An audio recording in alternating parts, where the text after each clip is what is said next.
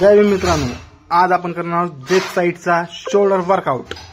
हे बघा, Jeff side असे सेट मारते, सेम टू सेम असेच।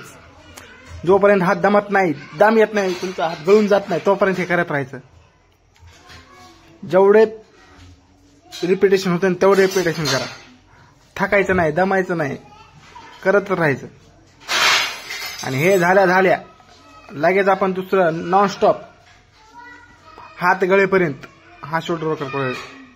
जेफ साईड भाऊची फिजिक तुम्ही बघितली ते म्हणतात ते असा same to same shoulder workout करते।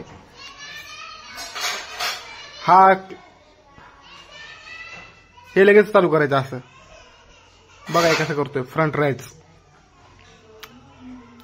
हे पण आपल्याला जेवपर्यंत दम येत नाही, हात गळून जात नाही, तोपर्यंत करायचं।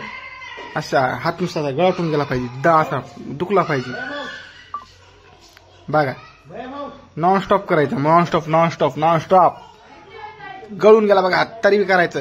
ये never give up, pain is gain. वू चल कर। ह्याचे आपल्याला करायचे 3 सेट। बघा आता जेफ साईड की आपली बॉडी कंडिशन कशी आहे बघा। हे असा पंप भेटते, 3 सेट मारायचे आणि डन, आपले शोल्डर डन। बघा आपली बॉडी कंडिशन ही अशी आहे सध्या। बघा जेफ साईड सारखी दिसेल थोडी। शोल्डर बनले तर भारंदार शरीर दिसते। हे बघा आपलं जेफ साईड सारखं दिसते का नाही। बायसेप अशी बॉडी कंडिशन आहे सध्या। 3 दिवस रेस्ट घेतला तरी पण मस्त फरक पडायला। दामायचं नाही, व्यायाम करत राहायचं।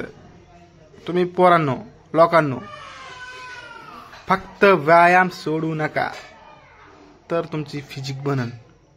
आता ह्याच्यानंतर लगेच हे असे करायचं, वाकडा व्हायचं, डंबल अशी मारायची आणि आपल्या बॅक साईडचं शोल्डर तयार होते।